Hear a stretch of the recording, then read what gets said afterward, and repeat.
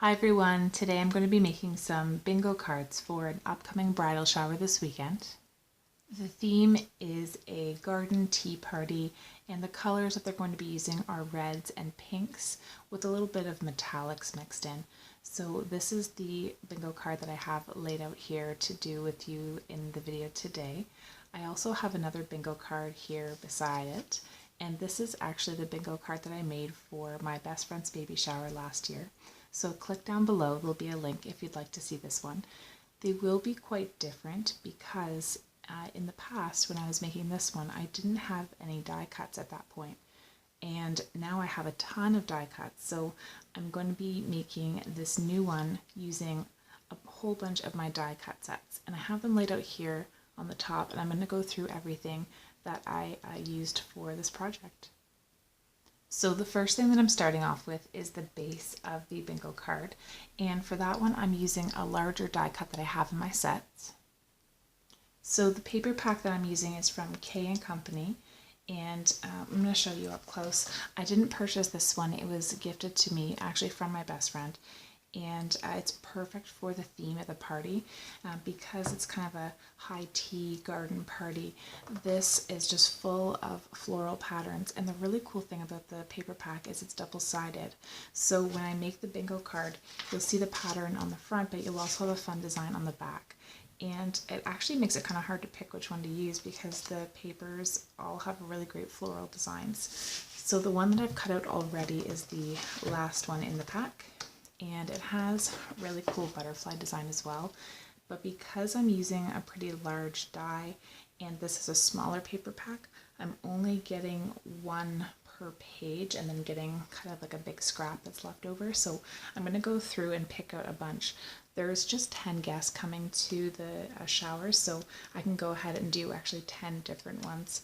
So the next one that I'm going to use is going to be this one right here. So I have the Cuddle Bug, so the first thing I need to do is make this small enough to fit through because I don't want to ruin my scrap and have it all folded up because I really love this paper. So I've got my paper cutter here, and the first thing I'm going to do is just line it up to cut off that little excess part on the top, and I'm just slicing off that white piece here. And then the next thing I'm going to do is just size it down to make it a good size to run it through with my die cut. And let me grab that die cut set, and the one I'm using is from Lawn Fawn. This is the Lawn Cuts and the large stitched rectangle. So these are the other ones that are left, and I am using the largest one in the pack, which is this one here. And those are the dimensions on the back, and so I'm using the one that's 5.5 by 4.25, so the size of an A2 card is what I'm making.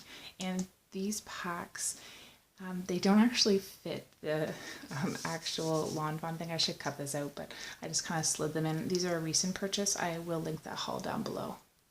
So now I'm just cutting this paper down to size so that I can use it for through my Cuddle Bug.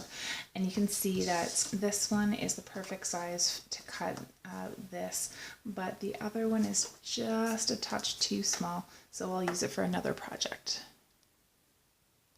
So when I'm setting up my paper to go into my Cuddle Bug, I always use some washi and just tape down right onto the spot where I want it to cut out. But I'm also going to use some more washi to tape it down to the actual plate so it doesn't move.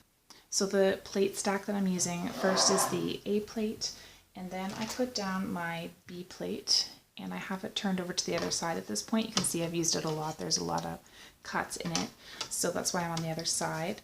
Then I place it on top of the B and then tape it down, and then I put my C over top.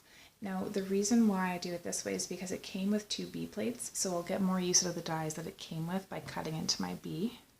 Now I'm just feeding it through my Cuddle Bug, and I like to go through once and then back out the other way. You don't have to do it this way, but that just ensures that it's going to cut all the way through. Normally with one sweep it's done and good to go, but this way I know for sure that my die cut's going to be perfect. So then I take off the top plate, and it's still taped down, but you can see that it is going to pop out easily once I take that washi tape off. So the paper just kind of moves out of the way, there is my piece. Now I actually take my washi tape and I stick it on top of my machine, if you can see it there, so that I reuse them. But this is the piece for the back of the bingo card, and I really like the stitched border that it gives, so I'm gonna have to pick whether I want that one or this one. I think I'll use the dark piece for the back and the light piece for the front. Now I've also gone ahead and cut out my other 4 pieces here that are part of the bingo card that I'm making. So the first one is from some red cardstock. This is from the open cardstock from Recollections at Michael's. And if you're looking for the exact color on this one, the code on it was 99238. And again, that one's from Recollections. The next is just a plain white, and then the last one is a silver. It's really pretty. It's kind of got this glint to it, a little bit foiled looking. And this one is in the color 98242. And again, same thing, Recollections, open cardstock from Michael's. I always buy this cardstock when it's on sale. You can get it very frequently, 3 for $1, and sometimes even 6 for $1 when they're having a big sale. Now I'm using 4 different dies from 3 different sets. The first one that I'm using is the banner die, and I really love this one. That's this little banner die here, and it is from Avery L. It's from this set here. Now I'm not going to be stamping the actual banner out, but you could do that. I'm just going to be writing bingo right on top of it. I thought that looked really cute anyway, but if you want extra detail, definitely stamp it out. And this is from the set Woodland Wonders. The next one that I'm using, which is the scallop, which is the really pretty silver paper here, and that one is also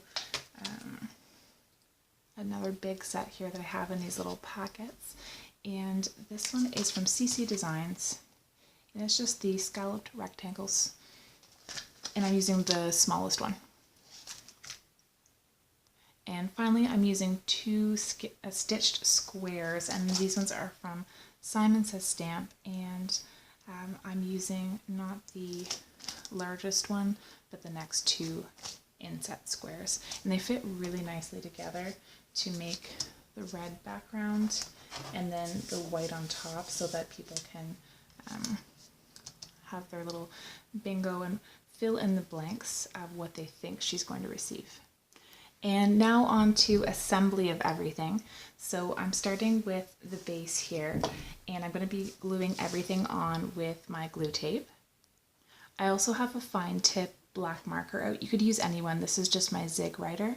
And then I have a really thin ruler. This is a 1-inch ruler, and I'm using that to make the lines on the little white piece, because as the other one has, it's a little bit bigger area, but I wanted to have little spots for everyone to write in what they think she's going to receive. So I'm not going to fill it in, they're going to fill it in. And this one is pretty tiny, but they're all going to be able to just write whatever they need to in it. But I'm not going to make them all the exact same size like I did before, because this is a really odd sized little square, and I could meticulously measure every single one out, but it'll take me forever. So I'm going to do 1 inch on that side, a 1 inch on this side, and the same thing on the top and bottom. And then this strip in here will be a little bit smaller, but it looks kind of cool. So let me do that and I'll show it to you. So there is the little card all drawn out, and I think it looks really cute because I'm going to be putting a decal in the middle of it. I'm also going to use my same pen here to write bingo on a little banner. And there's that little banner done as well. So let me show you what else I'm adding to this, and then I'm going to start putting it all together. So I have a little flower here that I'm going to put in the center. I didn't want to have too many squares because, like I said, there's not too many guests. There's 10 people. So that means that there's not going to be as many gifts, and I want someone to actually get a full card bingo. So what I have is some really cute little flower decals as the free space in the middle. These little paper flowers are actually from Michael's. I got them a while ago, I think at least a year ago. They come in these 12 packs, and they're super cute and come in a lot of different colors. But when I went back yesterday, they didn't have them, but they did have these. So this seems to be the new ones. They're a bit bigger, but of course you could use the smaller ones in the pack and get multiple colors. This is also a 12-piece pack, and I think they're beautiful. I love these paper flowers, and alternatively you could just make your own flowers for the center or just put a sticker in the center. So first I'm going to just put some glue tape on the back of the white piece, and this one's going to go on first so that I have everything all lined up here. And this glue tape that I'm using is just from the dollar store, so it doesn't run as evenly sometimes as the better ETG guns, which I probably will be going out to purchase. And these of course fit together perfectly because they're from the same die set. And then I'm going to go ahead and put some more glue tape and put this on the back. Then I put the bingo banner right on the top of that little silvery, sparkly, I guess not sparkly, metallic. And then lastly, I'm going to put that little flower right in the middle. I just put some glue tape around on all the little petals so that it would stay in place. And then we have our finished bingo card. I really like the little bit of metallic on there because it goes with the theme. The wedding is going to be kind of all silvers and golds, so it kind of adds that little element into it. And then again, the theme for the actual shower is the garden party with floral pinks and reds. So I hope you enjoyed this tutorial. I will also link down below a little video I did a while ago about ideas for prizes for games, and if you have any questions, please leave them in the comments below. I hope you have a great day.